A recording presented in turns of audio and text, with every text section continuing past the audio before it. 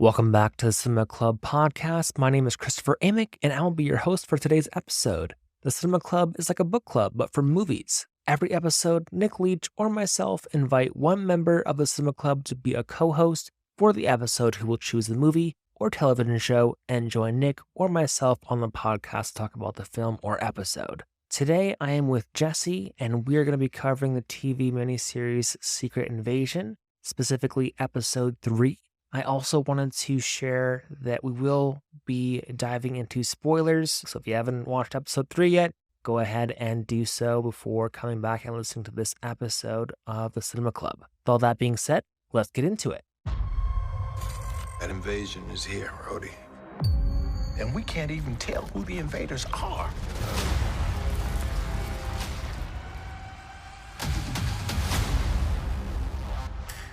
Fury, why haven't you called any of your special friends?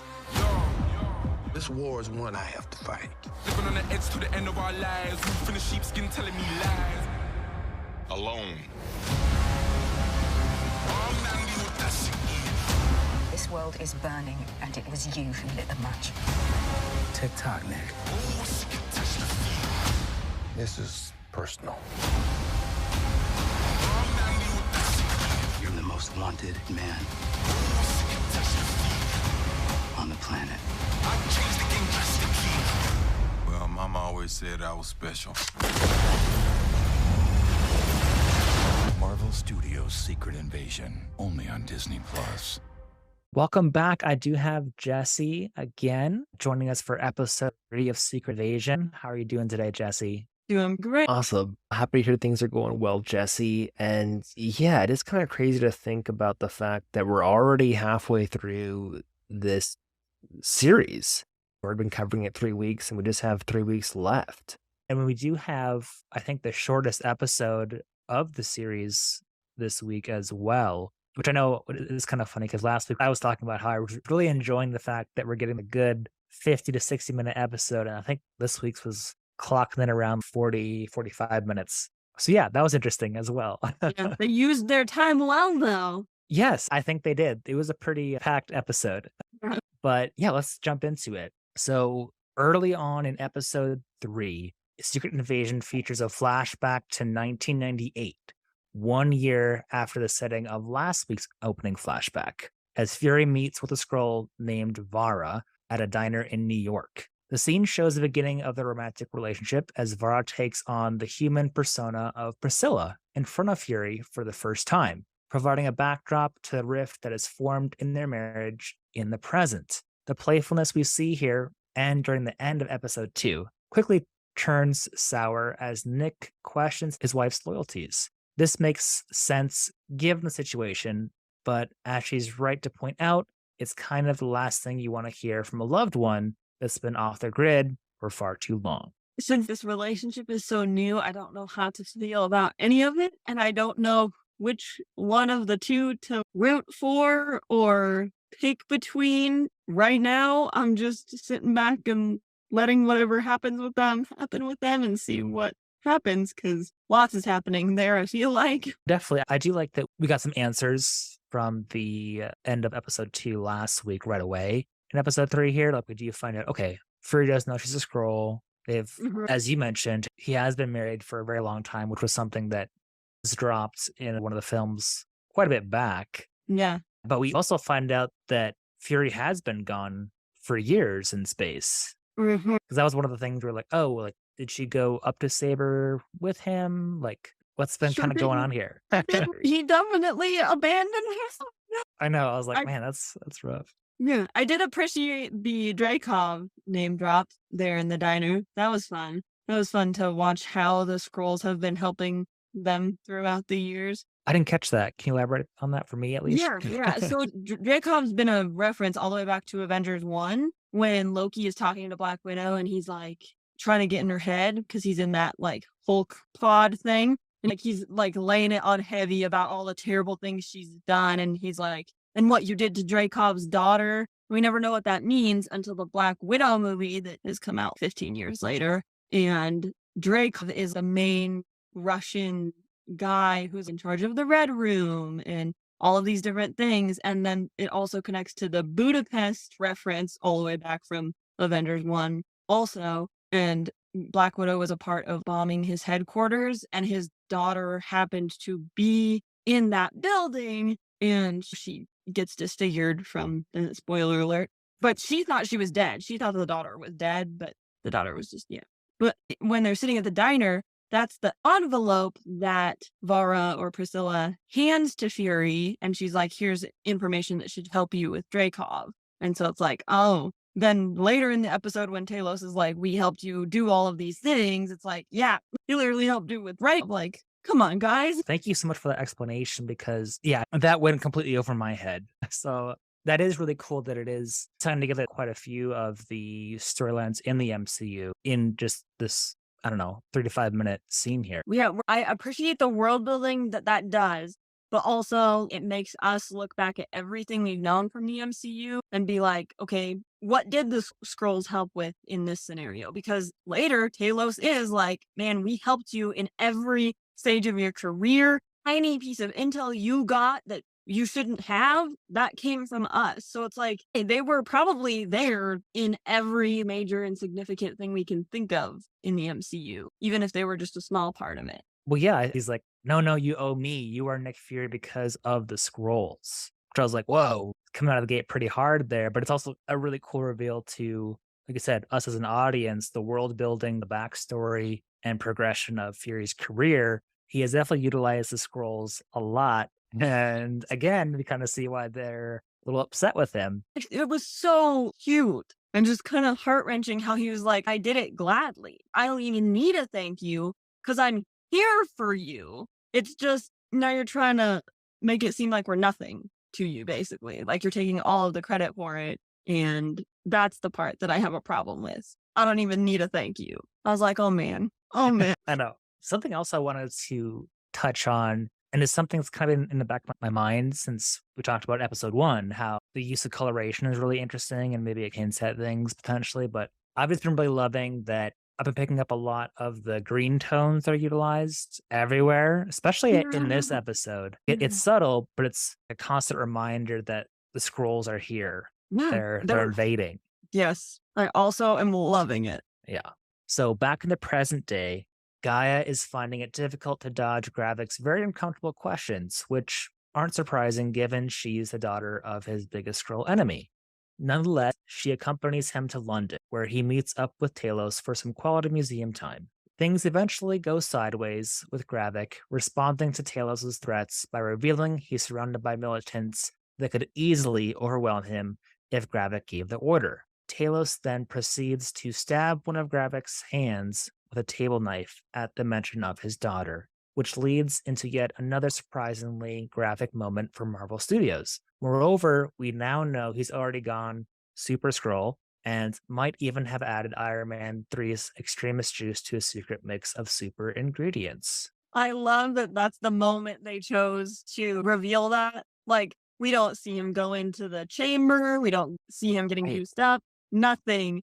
We're just assuming that it happens because he talks to the council and is like, let's all do this. And then that's how they choose to reveal it. I think it was a good moment for Talos. Like, we finally get to see him. Okay, I'm getting tired of this shit. We see him take a little bit of action because for the most part, Talos is more of a level-headed guy, and he tries his hardest not to kill anyone or harm anyone within reason. I mean, he's still an operative, obviously, and he still does what needs to be done, but he really tries to spare the lives of Skrulls and of humans. And here he's filled with so much rage that he literally stabs a knife into the guy's hand. And then that's the reveal of the super serum or whatever they're calling it.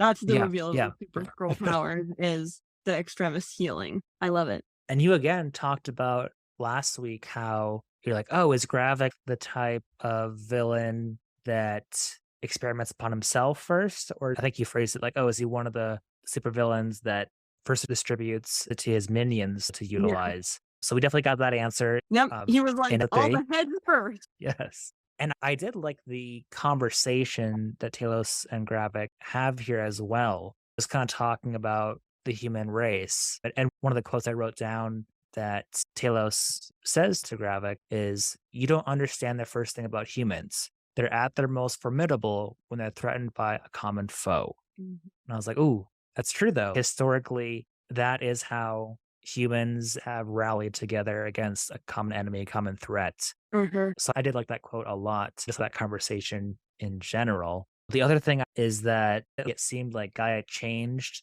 to that old man and gave her dad the cell phone. Yeah, yeah. It was Okay. brilliant. The pass off was amazing. That was definitely her. Because I don't know if you noticed, but you see the guy that she had changed into actually standing near her car on the phone. So she basically just looked around, picked a random pedestrian that was pretty close, changed to him real quick, went and did the pass off. And then that whole scene of like, oh, she runs into him, gives him the phone, and then is just enough far ahead that she can go around the van and then he has to wait. I loved it.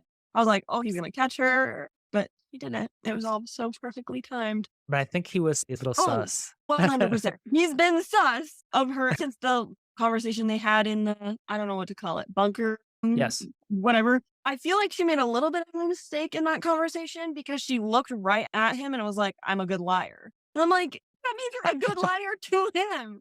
Don't tell him that. Oh, no. Yeah. At that point in the episode, I was like, okay, so it seems like Gaia is supporting her father and she's the inside operative. But yeah, I was really enjoying the handoff, like you said.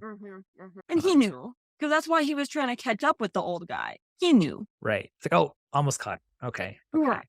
I also really liked the reveal that Gravik has become a super scroll.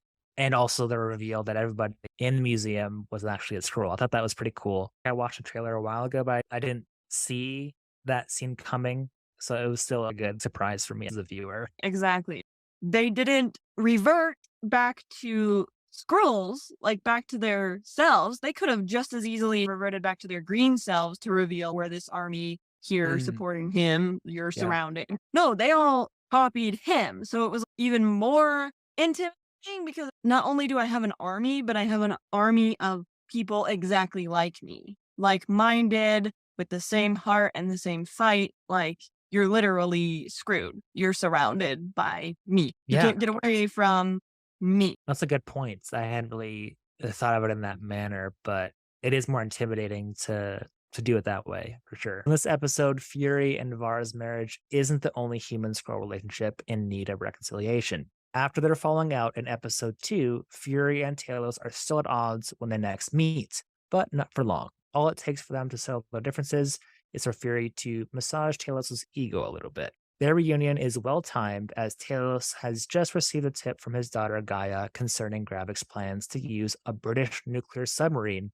for an attack on a United Nations plane. The mission ends up with Talos held at gunpoint by Bob, their Skrull target, and Fury doing the same with Bob's kid. We know he probably wouldn't hurt the boy, yet this feels like something that Disney wouldn't let one of their Marvel heroes do on the big screen. Talos and Fury can't get the password to shut down the attack order out of Bob, so Talos just straight up murders him and calls Gaia instead. She then goes into the room with all the kidnapped humans and accesses the real Bob's memories. Fury and Talos then are able to abort the sub-nuclear launch just before Gravik's followers can carry out their mission. So, couple of things. First, these are little things. These are little nitpicky things. Mhm. I'm wondering why Vara changed her name to Priscilla instead of just going by Vara, because most of the other scrolls just keep their, like, Talos is Talos and Gaia is Gaia. So why did she feel the need to change her name to Priscilla? I don't know.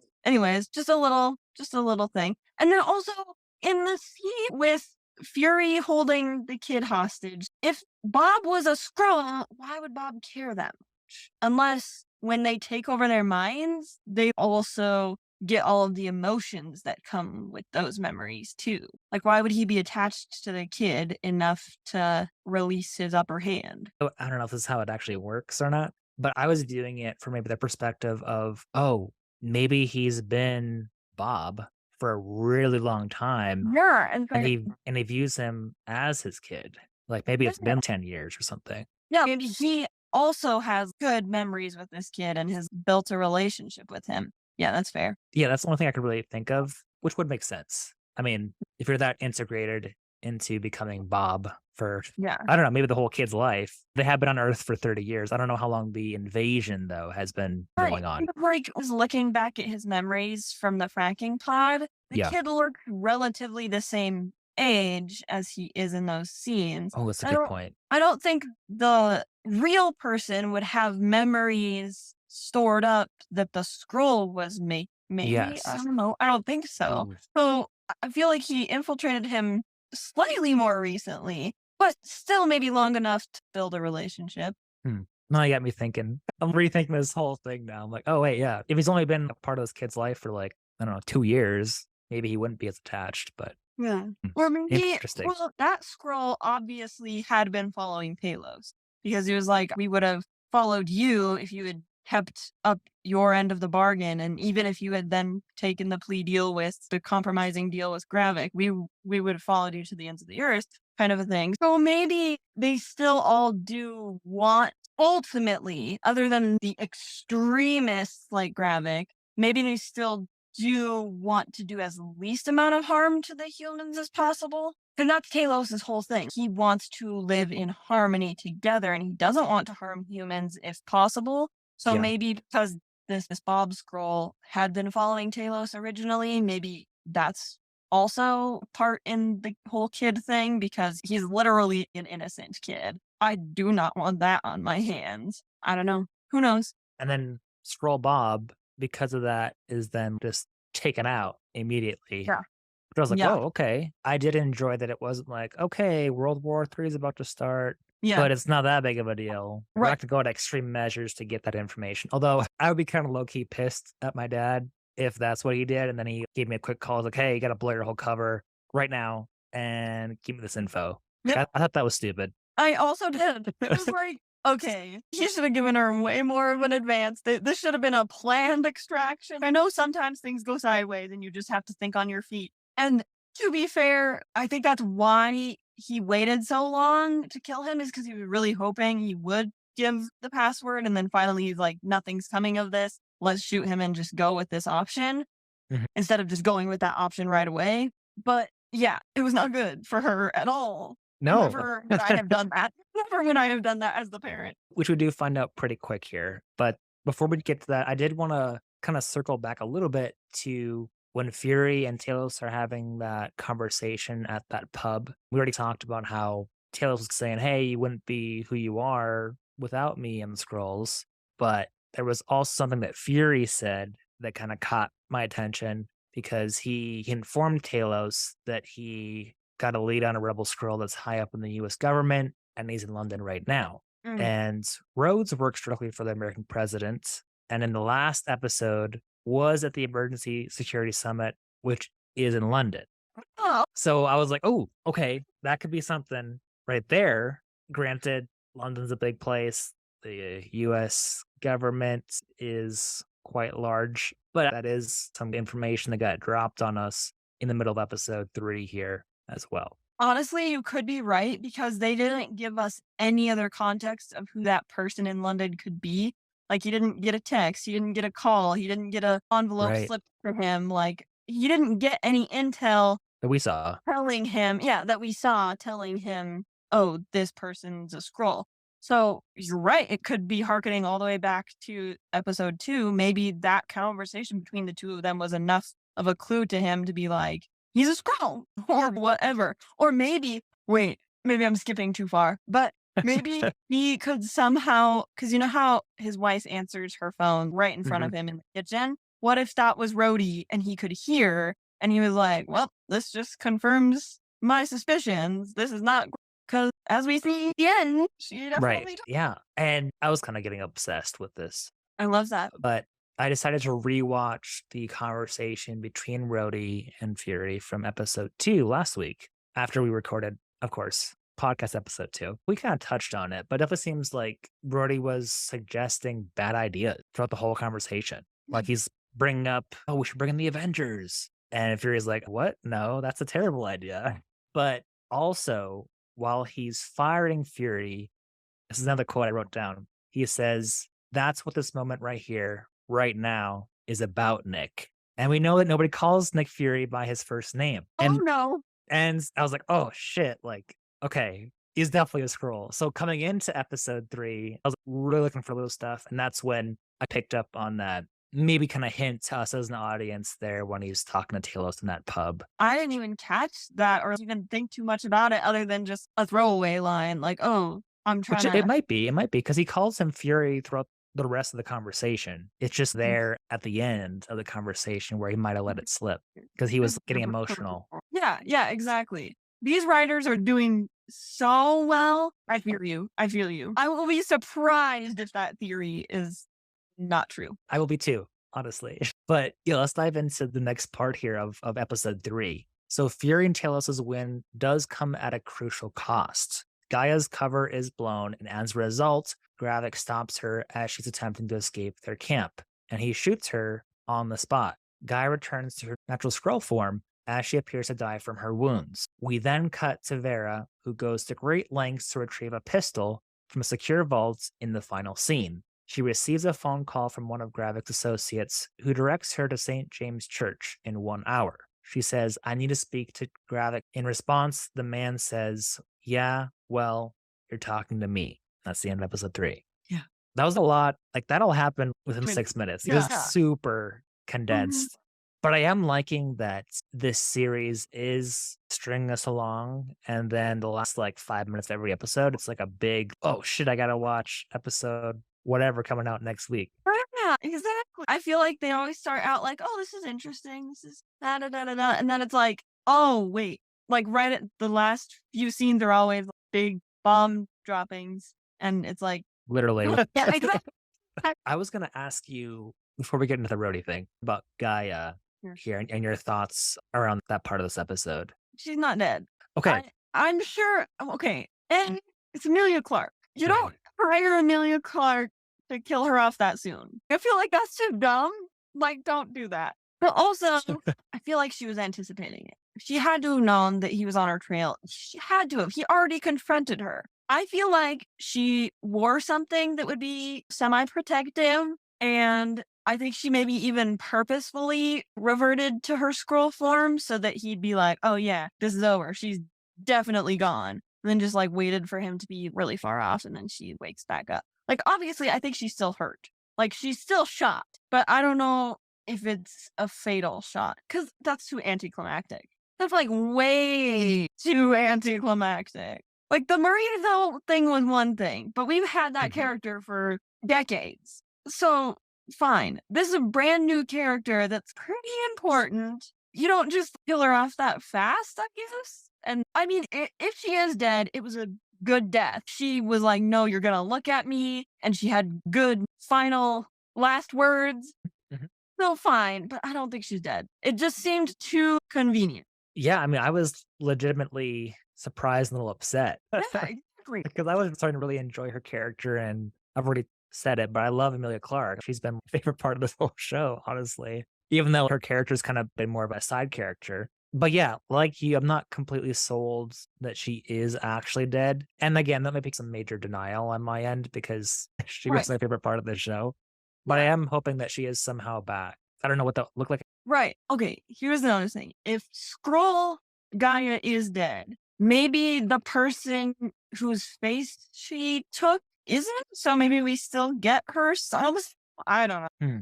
Like I a don't future know. MCU Yeah, thing. yeah. That's not a bad idea. I don't know. Yeah. I just feel like 3 episodes for It was like, Emilia I was like, oh man, that was a Clarke. waste of talent. Damn. Nobody does that. And I feel like they're also just building her character up too much to then just Throwaway. that fast. Yeah, I'm hoping she is back in some capacity, whether it's this show or another one in the future, because I just love Emilia Clarke shamelessly. So She was so good in this. yeah, she was great. They were building her character up so well. I don't feel like this is the end. Okay. Well, for those of you listening, let us know what your thoughts. Is Emilia Clarke actually dead, or is she coming back somehow in the next half of the show? But we also need to dive into that phone call that Priscilla has with, we're assuming, Rhodey. Yeah, I'm 99% certain that's Rhodey. The first time I watched it, I did not catch it. I was like, that voice sounds familiar, and I know it sounds familiar, but I don't know. To be fair, I was watching it in a room with a lot of people, so I was very distracted. But then I watched it by myself, and the second the first few words came out of that phone, I was like, wait, hold on, that's Rhodey. Like, I'm pretty certain that's Rhodey. And Max was like, oh yeah, like that is Sounds like him. Rhodey. And I'm like, okay, I'm not just crazy. Like that's 100% him. I know that voice. Yeah, I mean, that and the fact, this is kind of cheating, but Don Cheadle is credited in this episode. Mhm. So I was like, okay, that's definitely him then. Exactly. To tell. So it seems like you and I's guess from episode 1 is correct, which is kind of fun. Yeah. Because it would either be like we're correct or Rhodey is a complete dick at this Right. point.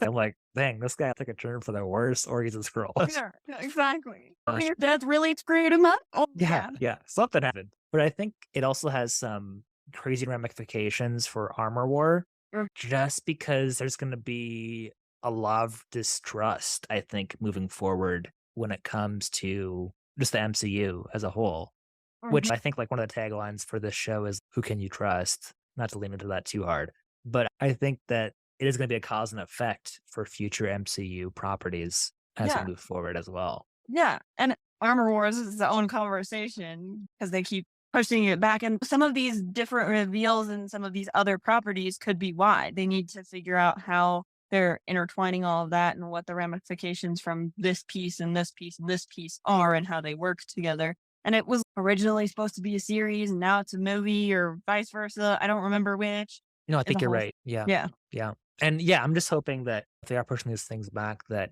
at least the writers are communicating with each other. Like, hey, Rhodey's a scroll in my show, so maybe have that incorporated in your project a little bit.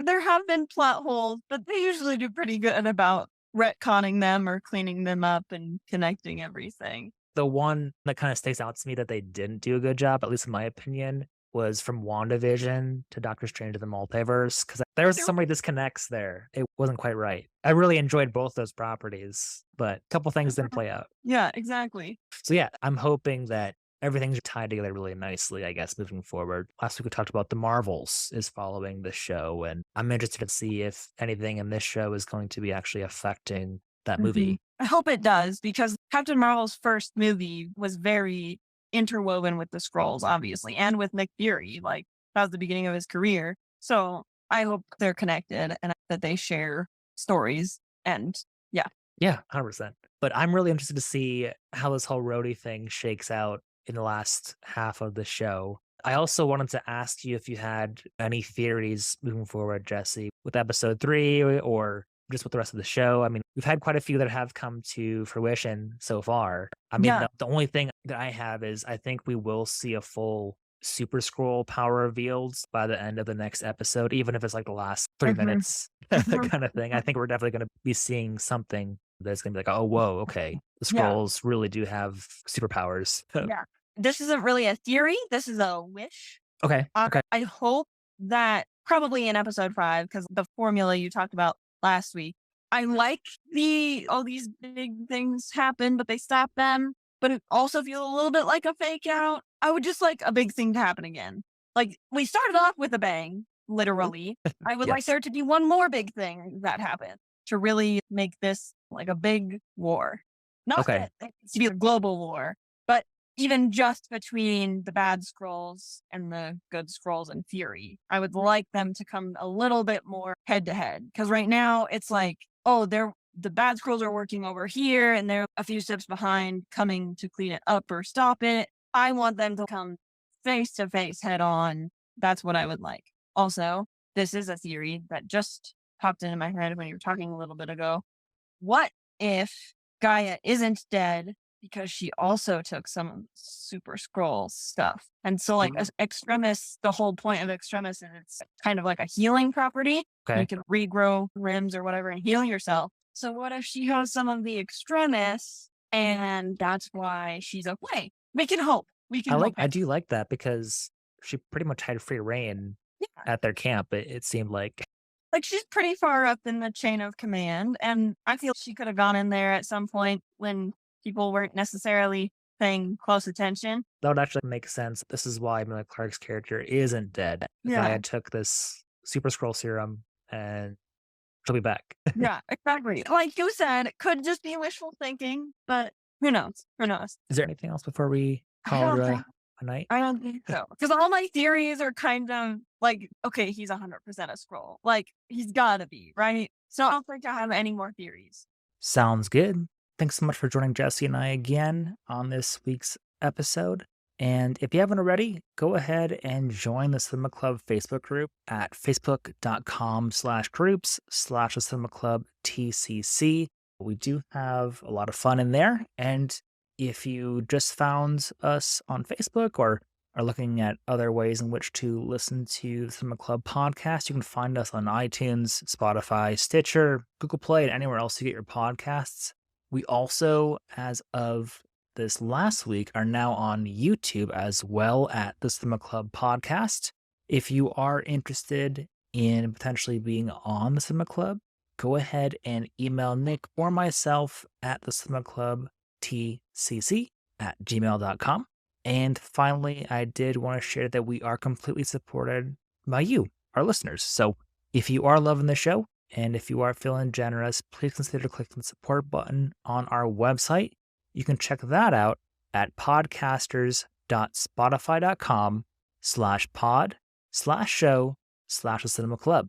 Thank you so much. And Jesse and I will see you next week as we cover Secret Invasion Episode 4.